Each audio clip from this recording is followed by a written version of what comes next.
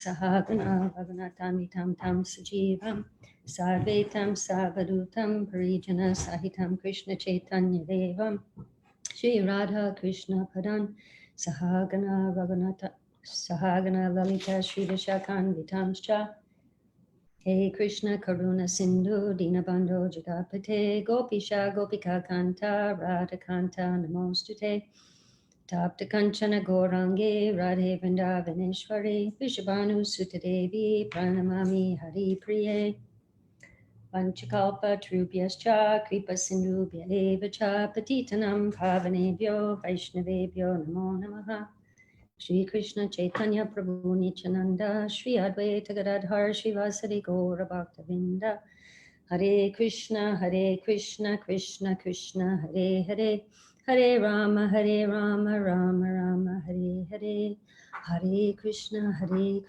Krishna Krishna Hare Hare Hare Rama Rama Rama Hare Hare Hare Krishna Krishna Krishna Hare Hare Hare Rama Rama Rama Hare Hare Nama Om Vishnu Padaya Krishna Prestaya Bhutale Srimate Bhakti Vedanta Swaminiti Namane Namaste Saraswati Devam Gauravani Pracharane Nirvisesha Sunyavari Paschachade Shatarane. So, Sri Ishopanishad.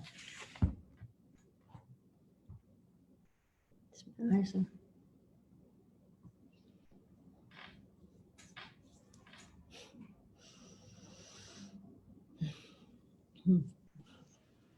Om Purnamadaha Purnamidam. Oh, is Janak there? I know he likes to chant this one. Janavarani and Janak are there? No? Okay, we'll start. Om Purnamadaha Purnamidam Purnat Purnamudachate Purnasya Purnamadaya Purnameva Vashishyate Ishavashamidam Sarvam Yatkincha Jagatyam Jagat Tena Chaktena Bunjita Magridha Kashasvetanam Kurvane vaha karmani jijiva chatam samaha evam tvai nanyate tosti na karma lipyate nare asurya namate loka andena tamasavrita tamste precha bigajanti yeke chatmahano janaha Ane jarikam manaso javio, naina devapnubam prabhamarshat, tadavatonya nachiteti tistat, tasminapo matadishvadadati, tadejati tadnaijati, tadure tadvantike, tadantarasya sarvasya, tadu sarvasya shabhayataha. Yastu sarvani bhutani, atmani evanupashyati, Sarva Bhuteshu Chatmanam Tatona Vijagupshate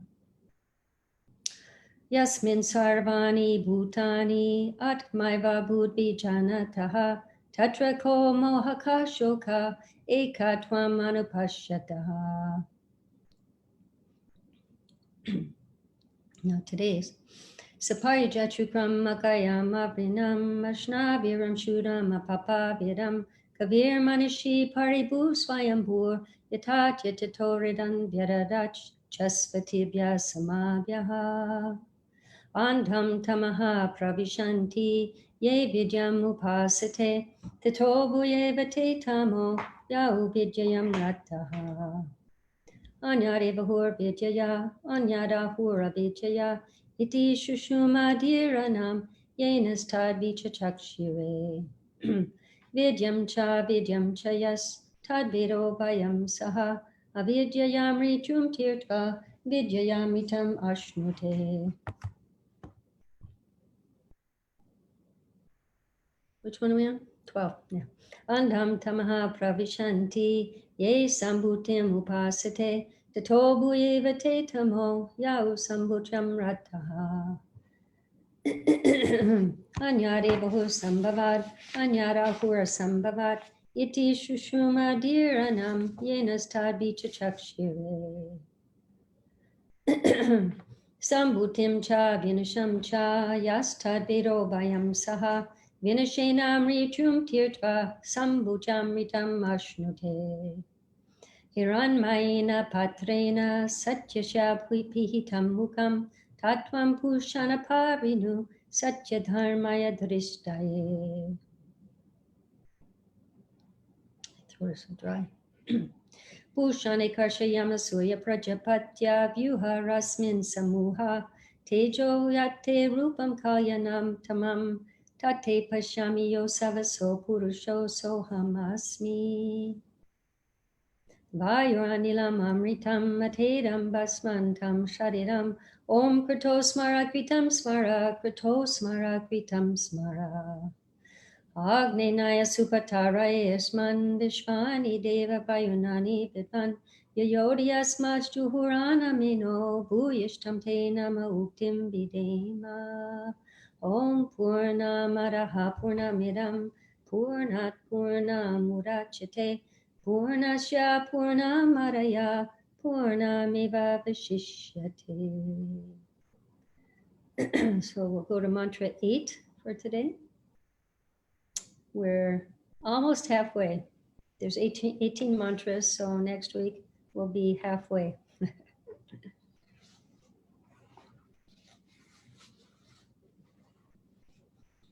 Are you putting it on the screen?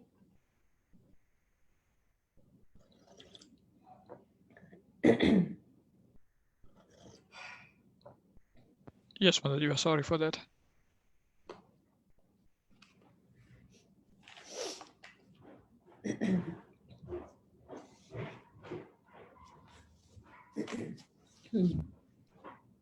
So mantra 8. Saparya Jajtrukram Makayama Vrinam. Repeat. Saparya Shukram Akayam Avranam Ashnaviram Shudham Apapa Vidham. Ashnaviram Sudham Papavidham Irmanishi Paribu Swayambur. Virmanishi Swayambur Yatat Yatyatoridhan Vyadadach Chaspitibhya Samabhyaha.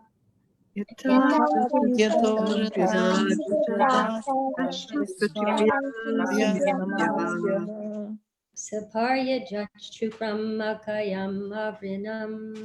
Saparya Chukram Akayam Avranam Ashnaviram Shudham Apapa Vidham.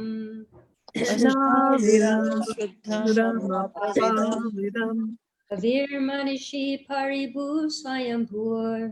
Kavirmanishi Paribu Swayambur Tatyato Vyadadach Chaspitibhya Samabhyaha.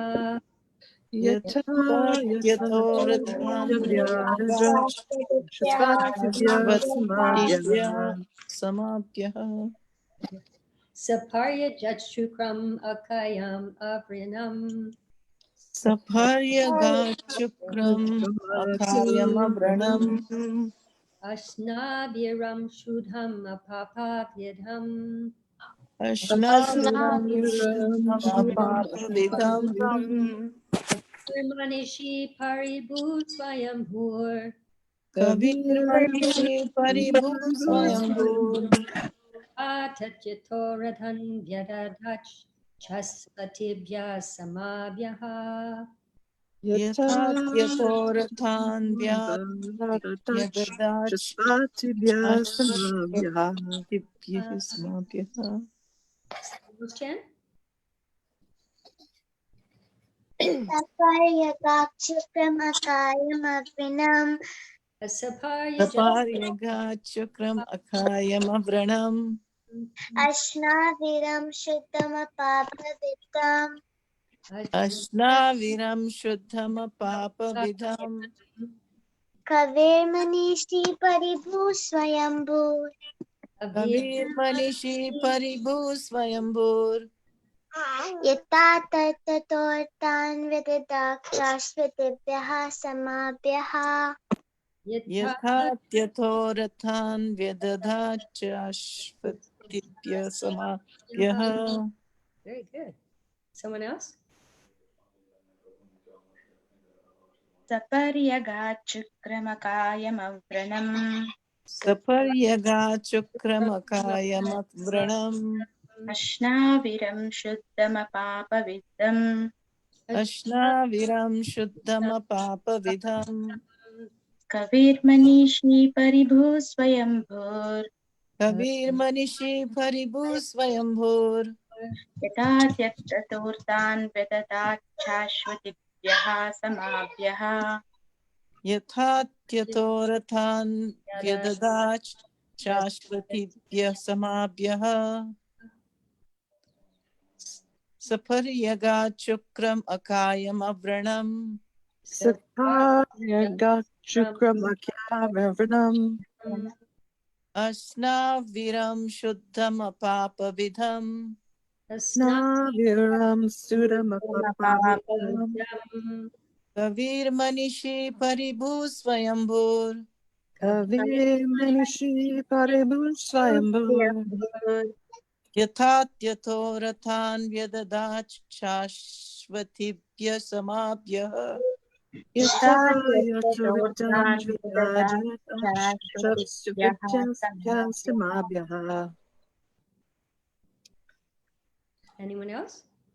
Saparyachukramakayam Ravranam Asnaviram पर्यगाचुक्रमकायमव्रणम् Asnaviram Sudamapapavidam अश्नाविरं शुद्धम् अपापविधम् Kavir Manishi Paribhu Swayambhu कविर्मनिषि परिभू स्वयंभूर् Yata Yatotan Vyadadach Jasvetibhyasamabhyaha यथात्यथोरथान् व्यददाच् शाश्वतीभ्यः समाभ्यः Anyone else?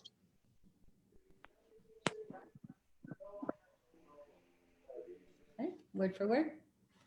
Saha, सः that person. that person Aryagat, पर्यगात् must know in fact. must know in fact. Shukram, Shukram, the omnipotent. omnipotent. Akayam, Akayam, unembodied. unembodied. Avranam, Avranam, without reproach. without reproach. Asnaviram, Asnaviram, without veins. without veins. Shrudham, Shuddham, antiseptic. antiseptic. Apapavidham, Apapavidham, prophylactic. prophylactic. Kavi, Kavi, omniscient. omniscient. Manishi, Manishi, philosopher. philosopher. Paribhu, Paribhu, the greatest of all. the greatest of all. Swayambhu, Swayambhu, self-sufficient. self-sufficient. Yatha tatyataha, Yatataha, just in pursuance of. just in pursuance of. Arthan, Artha, desirables. desirables. Vyadadat, Vyadadat, awards. awards. Shashvatibhyaha, Shashvatibhyaha, immemorial. immemorial. Samabhyaha, Samabhyaha, time. time. Translation. Such a person must factually know the greatest of all, the personality of Godhead, who is unembodied, omniscient, beyond reproach, without veins, pure and uncontaminated, the self-sufficient philosopher who has been fulfilling everyone's desire since time immemorial. Very interesting verse. Purport by His Divine Grace, Srila Prabhupada Ki Jai. Here is the description of the transcendental and eternal form of the absolute personality of Godhead. The Supreme Lord is not formless. He has his own transcendental form, which is not at all similar to the forms of the mundane worlds. The forms of the living entities in this world are embodied in material nature, and they work like any material machine. The anatomy of a material body must have a mechanical construction with veins and so forth.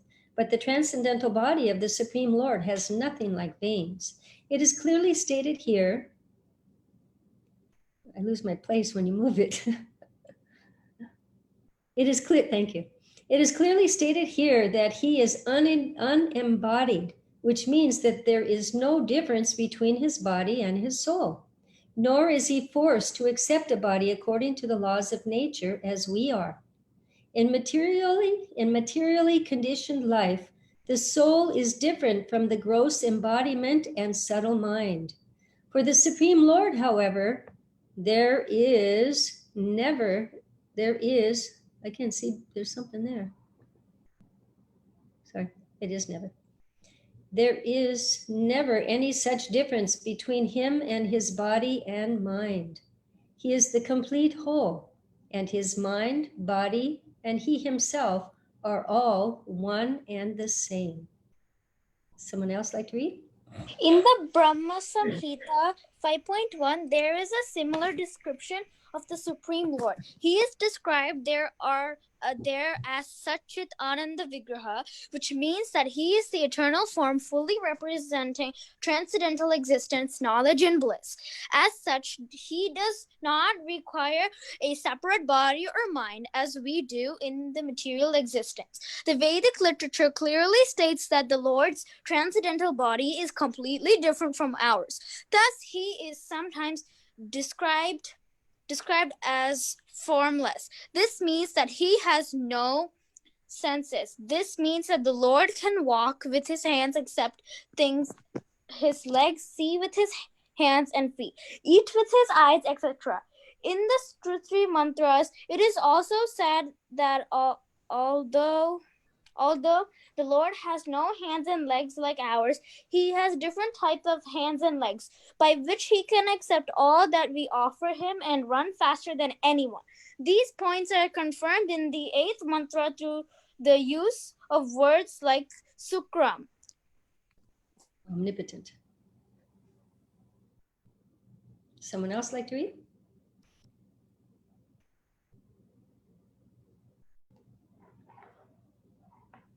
The Lord's worshipable form, Archa Vigraha, which is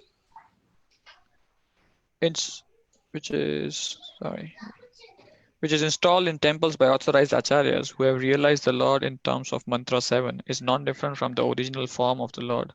The Lord's original form is that of Sri Krishna, and Sri Krishna expands himself into an unlimited number of forms, such as Baldev, Rama, Narasimha, and Varaha.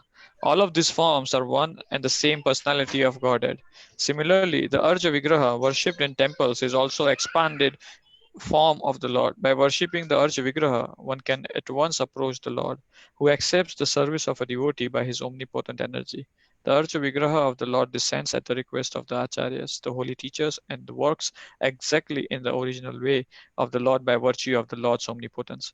Foolish people who have no knowledge of Sri Isopnisad or any of the other Shruti mantras consider the Arja Vigraha, which is worshipped by pure devotees, to be made of material elements.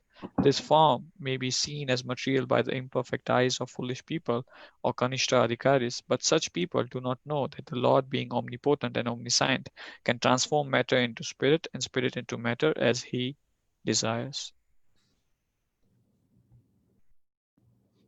Someone else like to read?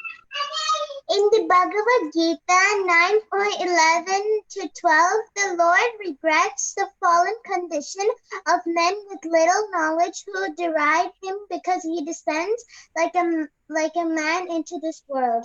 Such poorly informed persons do not know the omnipotence of the Lord.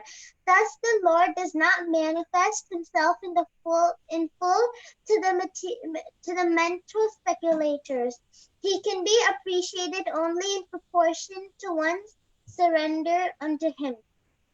The fallen condition of the living entities is due entirely to forgetfulness of their relationship with God.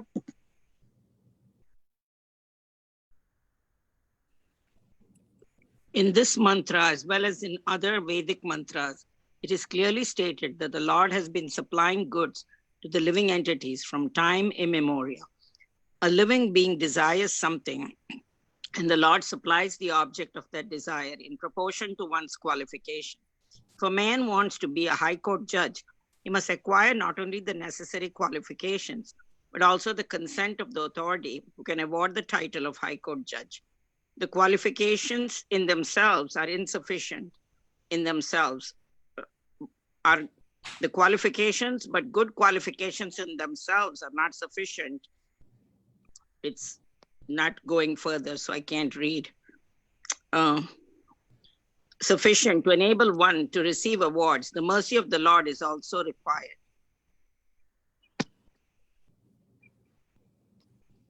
Ordinarily, the living being does not know what to ask from the Lord, nor which posts to seek. When the living being comes to know his constitutional position, however, he asks to be accepted into the transcendental association of the Lord in order to render transcendental loving service unto him.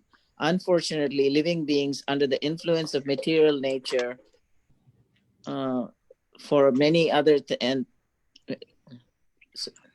Unfortunately, living beings under the influence of material nature ask for many other things, and they are described in the Bhagavad Gita 2.41 as having divided or splayed intelligence. Spiritual intelligence is one, but mundane intelligence is diverse. In Srimad Bhagavatam 7.5.3, 30-31, it is stated that those who are captivated by the temporary beauties of the external energy, you can see after that. External energy. I can't see after that. Can you move, please, Nandagopal?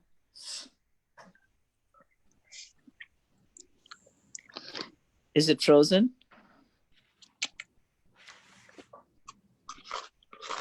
Haribol? I can't see Jiva. Yeah, I'm not manning it. Someone else is controlling it. And it's frozen, yeah.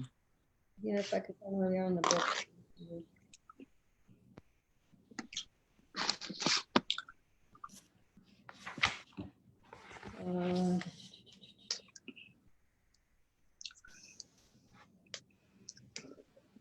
Yeah, I think my internet connection died. Sorry for that.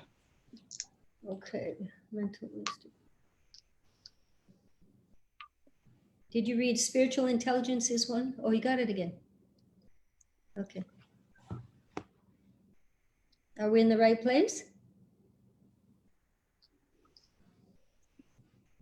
Those who are captivated by temporary beauty, I think is where I was. Okay. Unfortunately, living beings under the influence of material nature ask for many other things, and they're described in the Bhagavad Gita 2.41 as having divided or splayed intelligence. Spiritual intelligence is one, but mundane intelligence divided. It is divided.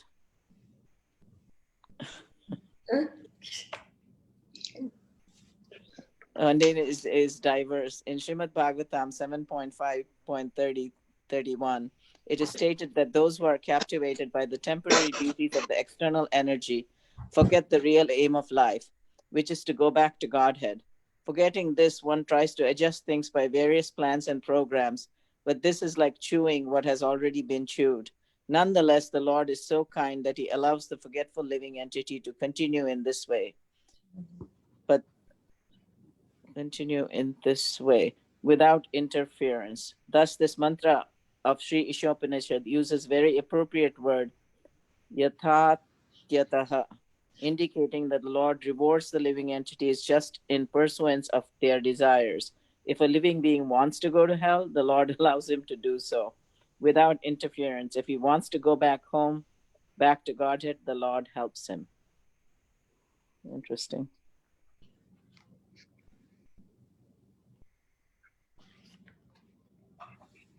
Someone else want to read?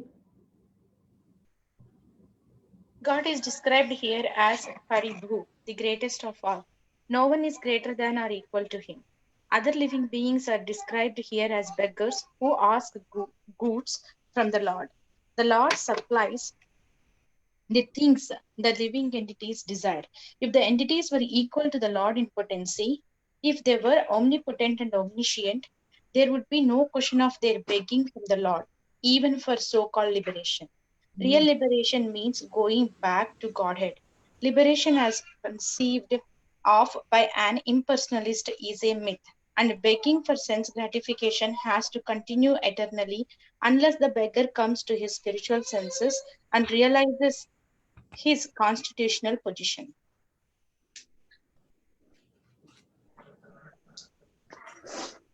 Only the Supreme Lord is self-sufficient. When Lord Krishna appeared on the earth 5,000 years ago, he displayed his full manifestation as the personality of Godhead through his various activities. In his childhood, he killed many powerful demons, such as Aghasura, Bakasura, and Sakatasura. And there was no question of his having acquired such power through any extraneous endeavor. He lifted Govardhan Hill without ever participating weightlifting. He danced with the gopis without social restriction and without reproach. Although the gopis approached him with a paramount's feeling of love, the relationship between the gopis and the Lord Krishna was worshipped even by the Lord Chaitanya, who was a strict sannyasi and rigid follower of disciplinary regulation. To confirm the Lord is always pure and uncontaminated, Sri Isopnisad described him as Sudham, antiseptic, and Apap Vidham, phyletic. He is antiseptic in the sense that even an impure things can become purified just by touching him. The word prophyletic refers to the power of his association, as mentioned in the Bhagavad Gita 9 and 31. A devotee may appear to Sudarshan Chakra, not well behaved. Sudachara, not well behaved in the beginning, but he should be accepted as pure because he is on the right path.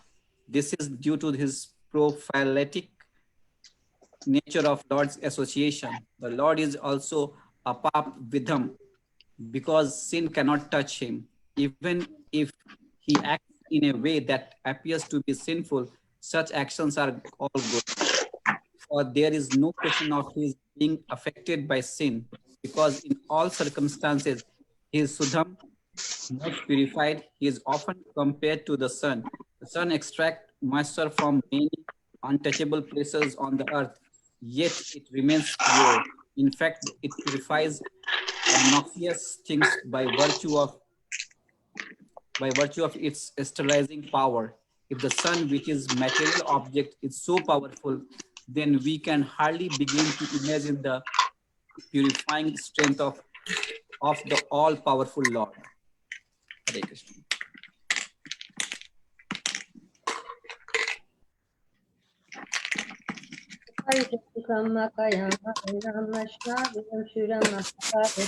Kabir Manashi Paribhu Swayambhu Vipata Chatovedan Jaradach Chaskatibhya Samabhyaha. Such a person must factually know the greatest of all, the personality of Godhead, who is unembodied, omniscient, beyond reproach, without veins, pure and uncontaminated, self-sufficient philosopher who has been fulfilling everyone's desire since time immemorial. Someone is making a lot of noise. Can you? I was going to say the same thing. Can someone mute if you're not speaking, please? Yes, I'll be careful now. Thank you. So, the Lord is the greatest of all. He's Asamurdha. No one is equal to or greater than him. God is great, as they say. The Lord is omnipotent. He's all powerful, possessing all the opulences, 6 in number. And he's unembodied. He's not encaged. He's not limited by a material body like we are, temporary body, which is made of material energy. His body is Satchidananda Vigraha. He is eternity, knowledge, and bliss in form. God does have a form, and he is non-different than his form. He is his body. His body is fully conscious. All the limbs in his body, each limb in itself is fully conscious. As Srila Prabhupada quotes in here, the Brahma Samhita, chapter 5, text 32, was it? Yeah, 32. Angani yasya sakalendriya pritimanti pashanti panti kalayanti chiranjaganti ananda chinmaya sarujvala vigrahasya govindamari purusham tamaham bhajami. I believe that you've been chanting the Brahma Samhita every night. Still doing it. Maybe you're knowing that one by now.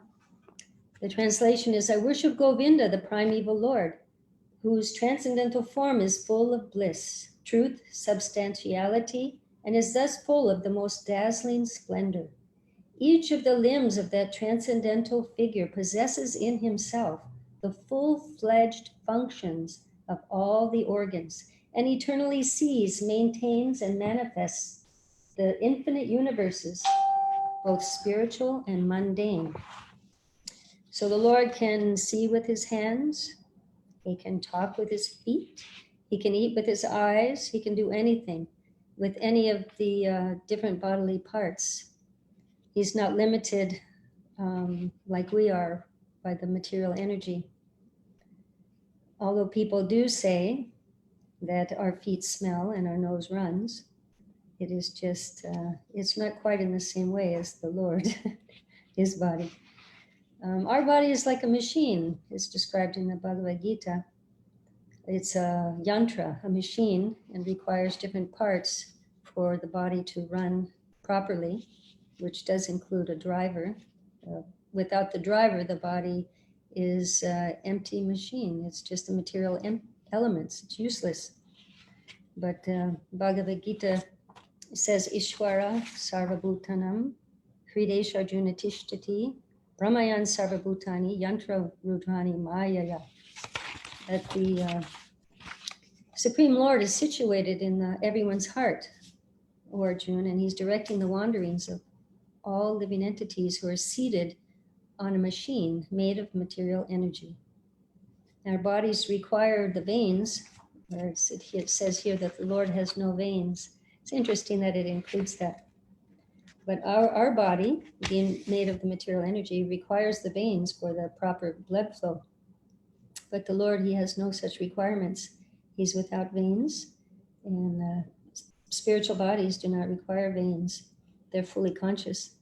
But sometimes in the Lord's pastimes, we see that there is some blood flow, like when Bhishma Dev shot Lord Krishna with his sharp arrows.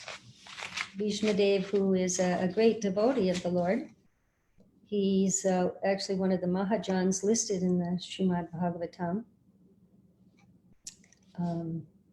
But he was engaged with the Lord in a servitorship rasa primarily, but for secondary, he was in the relationship of chivalry. And he enjoyed seeing the Lord in battle as he was laying on his deathbed, preparing to leave this world. His deathbed was a bed of arrows, very fitting for such a great Maharata as Bhishma Dev.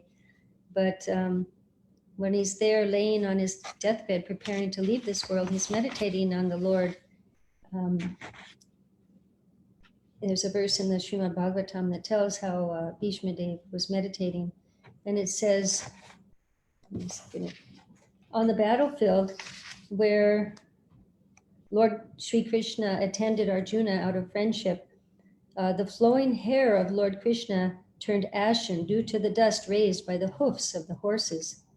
And because of his labor, beads of sweat wetted his face. All these decorations, he calls them decorations, intensified by the wounds dealt by my sharp arrows, were enjoyed by him. Let my mind thus go unto Sri Krishna. And this was Bhishma Dev's meditation, seeing the Lord appearing with wounds and wetted face by perspiration, and his hair ashen by the dust. This was Bhishma Dev's perfection. This was Bhishma Dev's bliss. This was his rasa. This was the fulfillment of all his desires. Krishna doesn't fight with just anyone. He asks his devotees to engage in these activities with him. And Krishna enjoyed the chivalrous loving exchanges with Bhishma Dev. And he accepted the arrows of Bhishma just like flower offerings. Itani, Pushpani. There was no pain for the Lord in his body in any way. The spiritual body experiences no pain. It's not cut, it's not pierced. But the Lord was reciprocating with Bhishma Dev. That was his relationship with him. He was reciprocating. And Srila Vishwanath Chakravarti Thakur explains that the wounds from Bhishma Dev's sharpened arrows was as pleasing to the Lord as the biting of a fiancé on their lover. And Prabhupada called them love bites. When Srila Prabhupada was asked once about the pure devotee seemingly experiencing suffering, why is that? Because the pure devotee doesn't suffer, but sometimes it appears that he suffers. And Srila Prabhupada commented that it's love bites. And this transcendental bliss of the rasas, it's full of different varieties. There are 5 primary rasas: Shanta, which is neutrality; Dasya, servitude; Sakya, fraternity; Vatsalya, parenthood; Madhurya, conjugal love. But there's also 7 secondary rasas that one can experience in relation with the Lord. And they are comedy, compassion, fear, chivalry, ghastliness, wonder, and devastation. And if you'd like to know more about them, you can read the Nectar of Devotion. It elaborates on those. And if you don't have a Nectar of Devotion, I recommend you get one and read it. It's very enlightening. But Krishna reciprocates with everyone's desire to have him. As it says in Brahma Samhita, Yadrishi Shraddha Siddhir Bhavati, that one's realization corresponds to the nature of one's faith. Or in Bhagavad Gita, it says, Yeya tamam prapajante tamstataiva bhajamyaham mama vartmanavartante manusya partha sarvasha. As all surrender unto me, I reward them accordingly. Everyone follows my path in all respects, O son of Gita. So everyone is searching for Krishna in different ways, different aspects of his manifestations. But Krishna is fully realized by the pure devotees in his Bhagavan Satchidananda Vigraha, in his full manifestation. But for the impersonalists, he also reciprocates with them. And for those who want to commit the spiritual suicide by annihilating their individual existence, by absorbing, Krishna reciprocates by absorbing them into his effulgence. And like Prabhupada said in the purport, for those who want to go to hell, Krishna facilitates that. Everything is based on desire. We see in the Bhagavad Gita, there's a nice picture of a banyan tree with its reflection downwards, representing the material world, where everyone can try to realize their desires. And in between, there's a lake, very thin lake, and it says desire. So everything is based on desire. If you want to go to the spiritual world, it takes the spiritual desire, the loyam, that intense desire to achieve the Lord.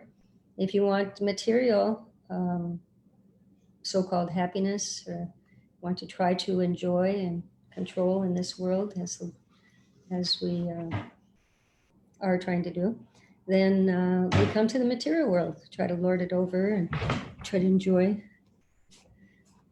the senses. But Krishna himself is also known as Bhaktavatsala. He's very merciful, he's very affectionate, kind, and compassionate towards his devotees. In his reciprocation with his devotees, we can read many stories in the Srimad Bhagavatam. And recently we read about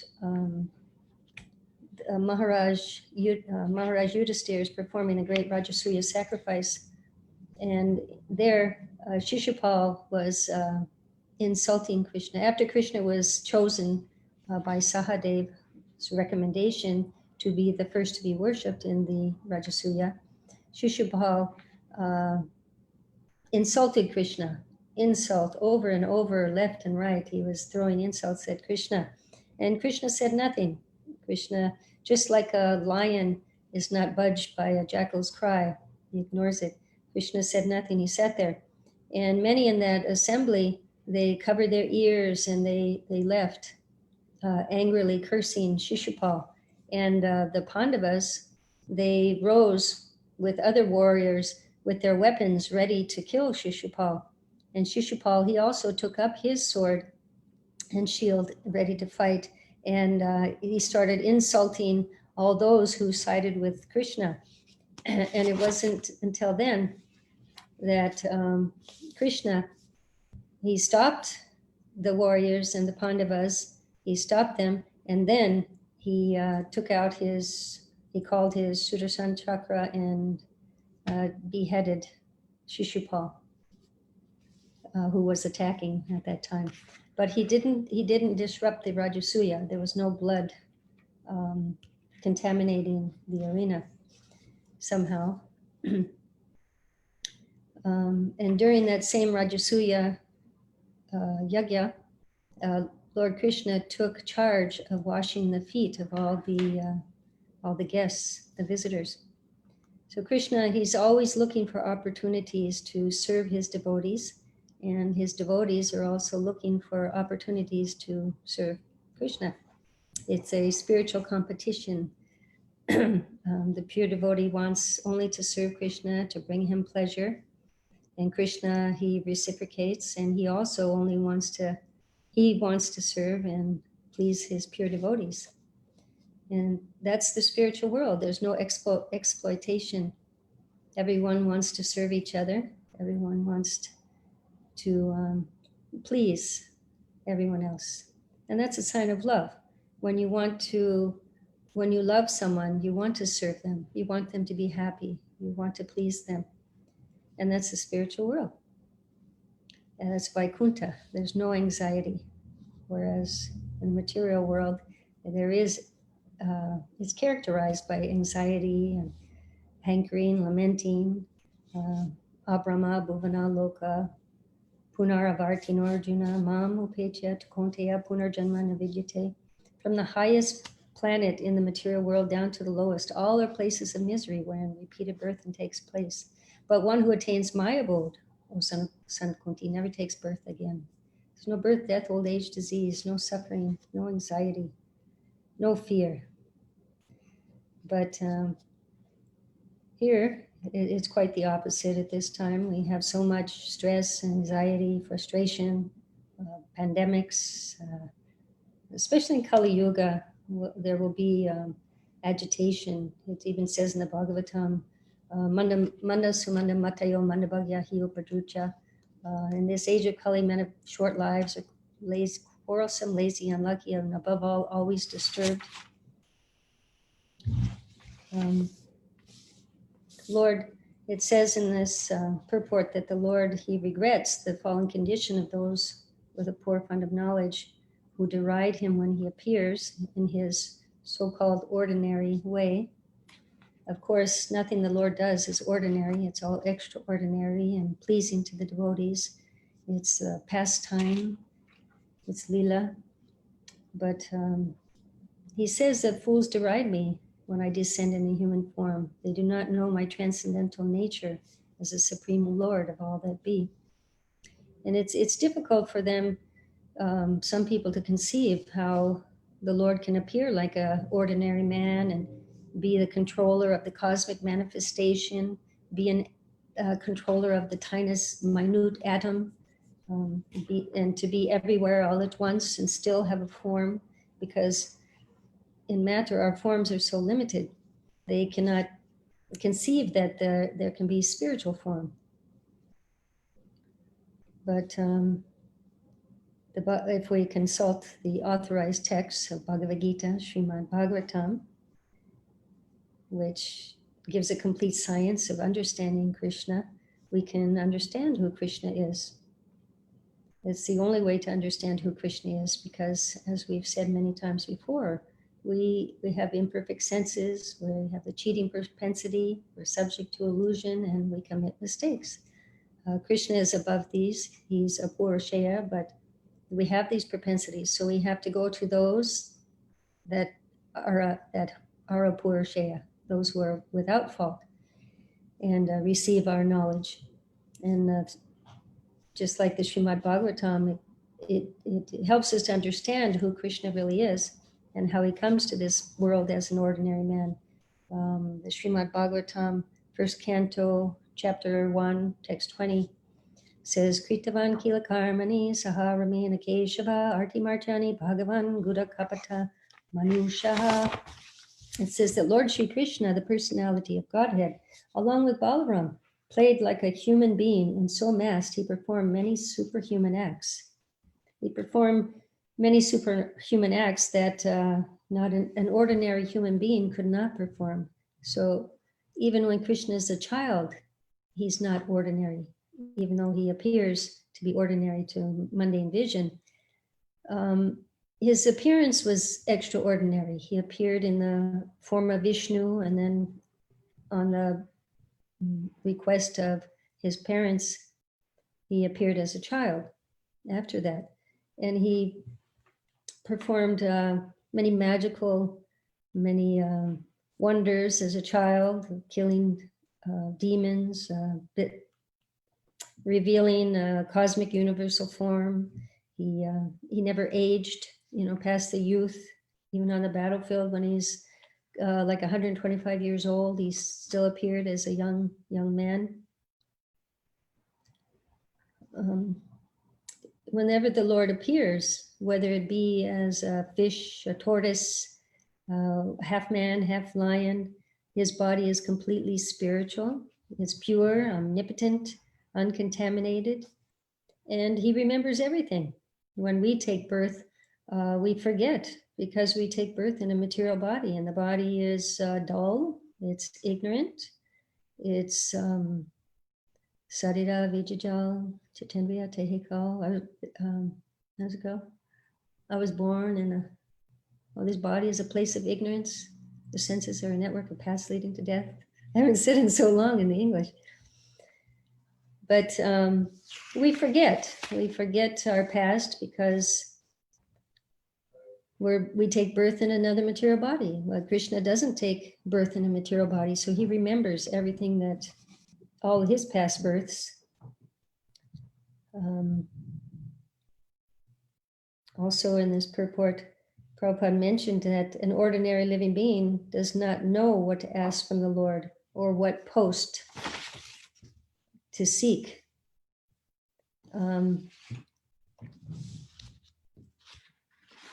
Just like there's an example of Dhruva Maharaj, right?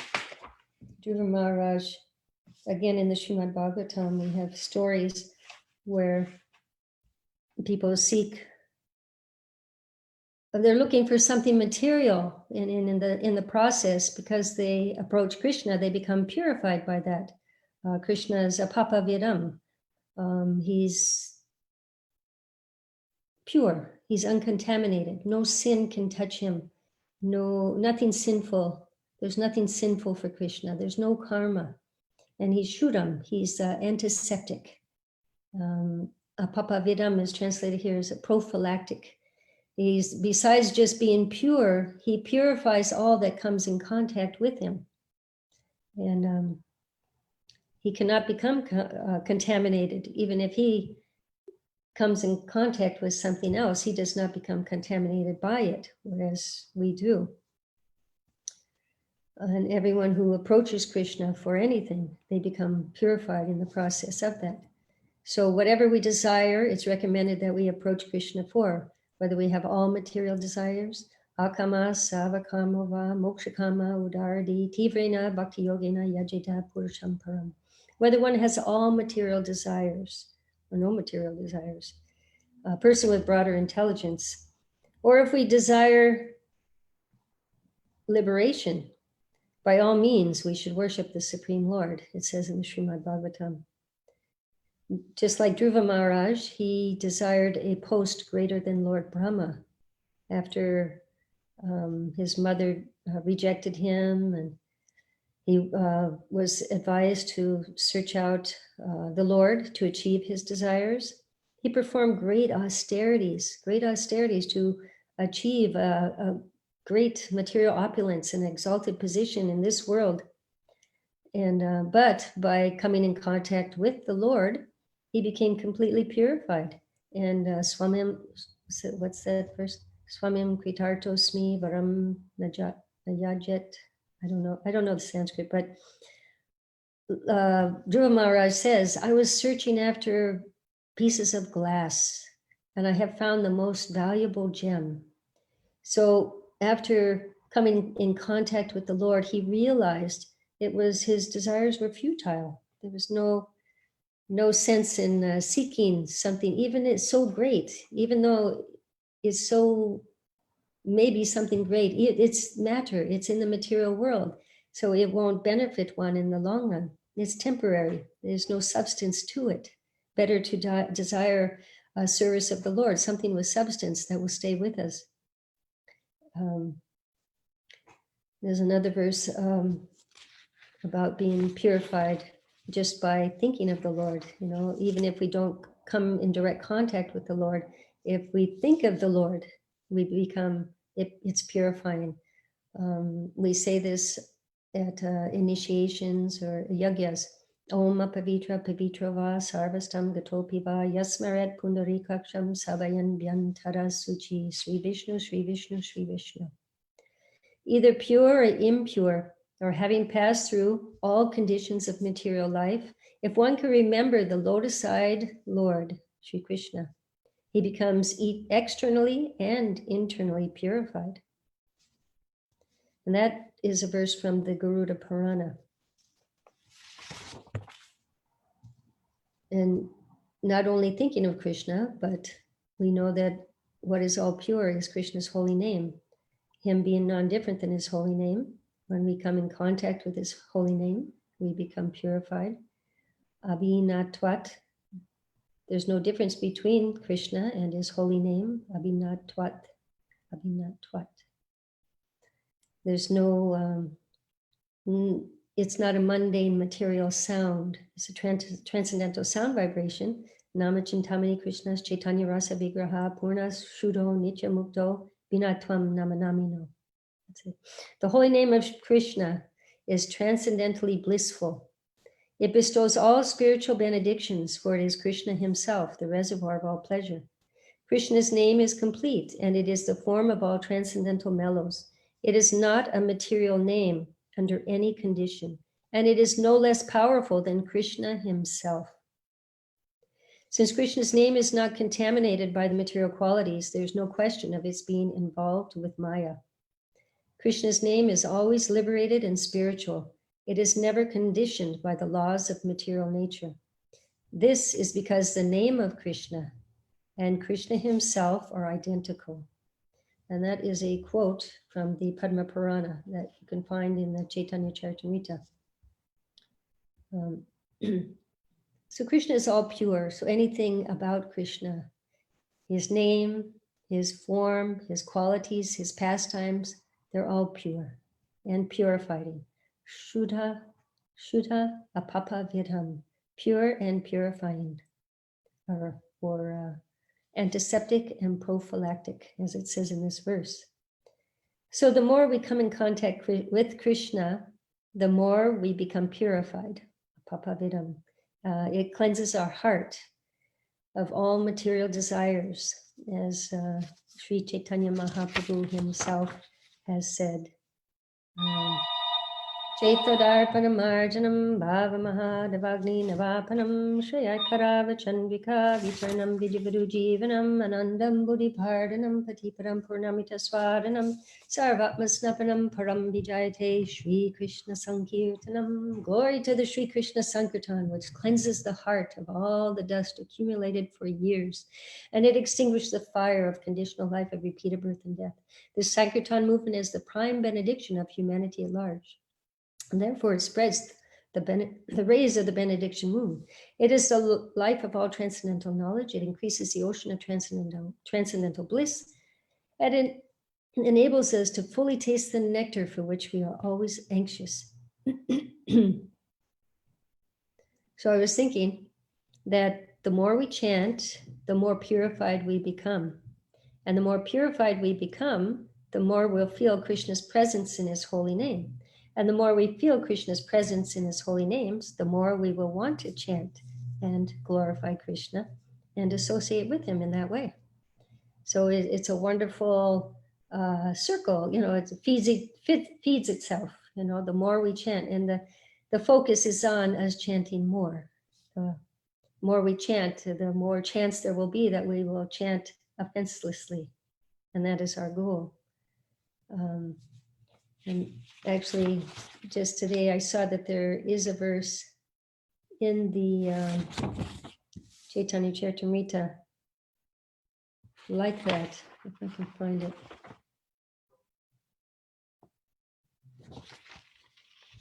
Yeah, here it is. The name of Krishna and Krishna himself are non-different. The name of Krishna is as pure, as complete, and spiritual as Krishna. Abhinatvat. There's no difference between the name, the Lord, and the Lord. There's no difference between the name and the Lord. And as there is mundane sound. Is that the same one? I'm not sure if that's the one.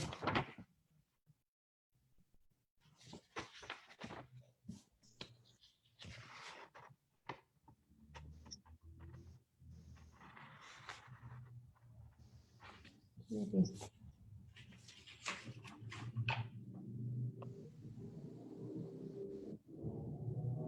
Jiva, can I ask a question? Yeah. I'm trying to find this verse. It was really nice, but yeah, go ahead. I'm sorry. I should have asked if there's questions. It's late. No, it is late. Yeah, it is time to go. So yeah, nice things to read about the holy name, about even if that we should chant so much that we'll be able to chant even in our sleep and dream. Because if we can learn to chant in our sleep and dreaming, that even if we go into a coma, we'll still be able to chant.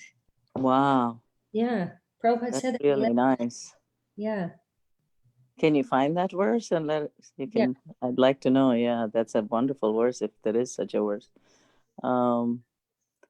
Yeah, and I just wanted to make a comment also. The prophylactic, that word, I was looking it up. So this, the holy name not only cures us of all disease, because it does say cure also, right? The word before prophylactic, but prophylactic means it immunizes us, it also immunizes us from any contamination, Right. So it does both. Not only does it cure, but it also immunizes us, Just wanted to make that comment. But then in this verse, it said somewhere that Krishna, if you desire to want to go back to Godhead, he helps you to go back to Godhead. But if you desire to go to hell, he helps you go back to hell. Yeah. I mean, that's what the verse said. Yeah. Everything's based on desire. He's not going to force himself on anyone. If you don't want Krishna, you get what you want and deserve. Sometimes our actions generally reflect our desire, but oftentimes we do things that require a reaction for, that we need to suffer to learn from also. So, wow. So it can take you to hell also, not just take you back to Godhead, huh? Krishna can do anything, yeah. But Krishna helps, it says, and that was Yeah. pretty intense. Exactly. Nothing can happen without the will of the Lord, not even Right, in that sense, yeah. Without it says in the Bhagavatam that without the help of Krishna, without the mercy of Krishna, nothing moves. Right. Factually, every living entity is completely dependent on the mercy of the Lord. That's the statement. Mm-hmm. Okay, that's interesting. I'm sure, Mataji, nobody will think to go to hell, but their desire can take them to hell, because what we are wishing, that we, like, intentionally or unintentionally, we do not know we are asking for a hell. Something we are asking can take us to hell. Like there was an example, I forgot the name of the person who thought of being a deer and he become deer in the next birth. So that's the best example we can see. He was very, very pious man, but when he was about to die and he has a deer in his mind. So again, he has to come as a deer. It's a kind of a hell. You're coming back to again material life. And this world is nothing but a hell itself. Right. We have heavenly and we have hellish conditions in this world also. Yep. But in this age, we're recommended to take shelter of the Lord in the form of his holy name. He is incarnated in his name as well. Everything that was achieved by many years of meditation in Satya Yuga, by elaborate yagyas and Treta Yuga, and opulent deity worship in Dwapara Yuga can be achieved in this age by the Yuga Dharma, Harinam Sankirtan, chanting the holy names of the Lord. Everything we're looking for is there. The Lord, the holy name is complete, same as Krishna. He's non-different than his name, so the holy name is also complete. And by chanting it, we can get the complete benefit. And everything will be revealed by chanting the Lord's holy name. Srila Prabhupada said that. Just by chanting, even if we don't understand the process of chanting, we don't understand the Vedic science behind it, still the effect will be there if we continue to chant. We'll become purified, and the clearing process, will take place, and one day we'll chant offenselessly and see Krishna face to face and experience Krishna face to face. We'll be relieved of all sinful reactions. And it says that all the processes of devotional service, all the 9 processes, they're complete in the chanting of the holy names of the Lord.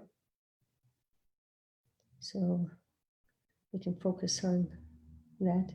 And this, even in Kali Yuga, which is an ocean of faults, as it says in the Bhagavatam, Kalir dosha nire rajan asti eko mahangunan kirtanadeva Krishna shya mukta sangha param bhajet. O king, this age of Kali is an ocean of faults, but there's one good quality. Simply by chanting the holy names of the Lord, one can achieve liberation. One can go back to the transcendental kingdom. So, are there any other questions? I had some other things, but we can always remember, as Prabhupada says in the purport of the Bhagavatam, that by chanting the holy names of the Lord, one can derive all stipulated energies synchronized from all sources. Everything is to be had by chanting the holy names of the Lord. There's nothing lacking, nothing else. It's everything. Any questions, comments, corrections, elaborations?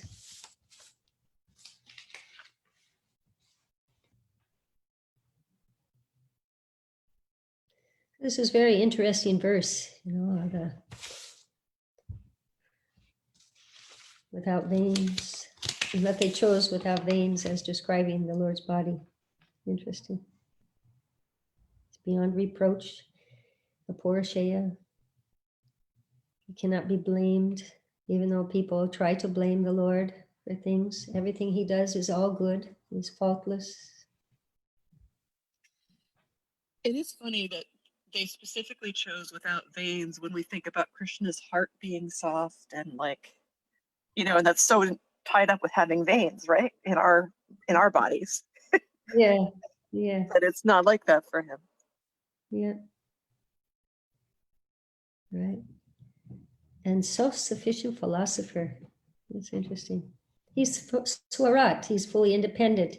He doesn't need to seek anything outside of himself. Everything is there. He's self-sufficient.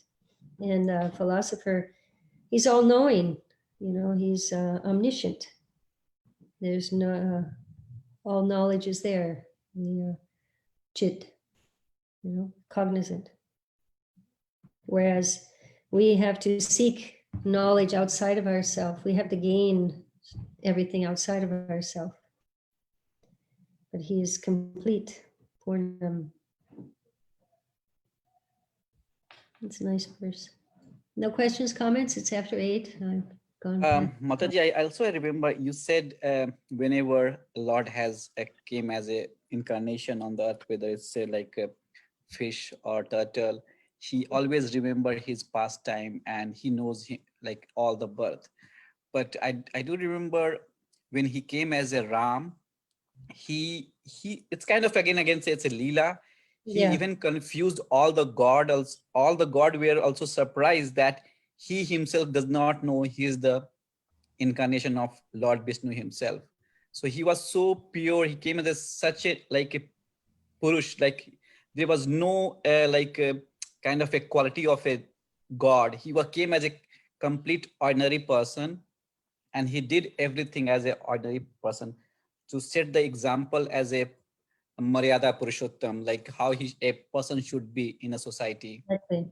Right. So he was a Vishnu, but he came in such a form. Even Brahma got confused whether he's really Ram, and some of the god also tested. Jayant was the one of the crow he tested and picked the feet of Sitaji, and then Ram took one straw and threw it behind him. So finally he came down and surrendered to Ram. Then only he forgave him. So there was some kind of a example. Even God got confused that he's really Vishnu or not. Yeah, there's Yogamaya. Even Krishna, you know, Brahma stole the cowherd boys. He tried to test him. Correct. Yes. Thinking he's ordinary. And even Krishna, he appears to be bewildered when the cowherd boys are entering into Aghasura. You know, he stops for a moment and assesses the situation. Whereas he doesn't need to, but he gets caught up in the Leela, you know, like an actor playing his part. Correct. So masked, you know, so masked. That's Leela. And it's so attractive, you know, and that's what we aspire for, to engage in these Leelas with the Lord. Someday, perhaps, you know, we'll reawaken our natural loving rasa with the Lord. And that's what we want. Anything else? If not, we will end here. Thank you for joining, everyone. Vanchakalpatrubhischa kripasindhu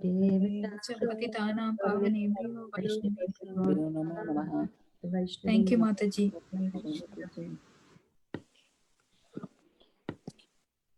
Haribol. Haribol. Hare Krishna, Mataji. Thank you, Mataji. Hare Krishna. Thank you. Thank you very much. Haribol. Hare Krishna, Mataji. Thank you.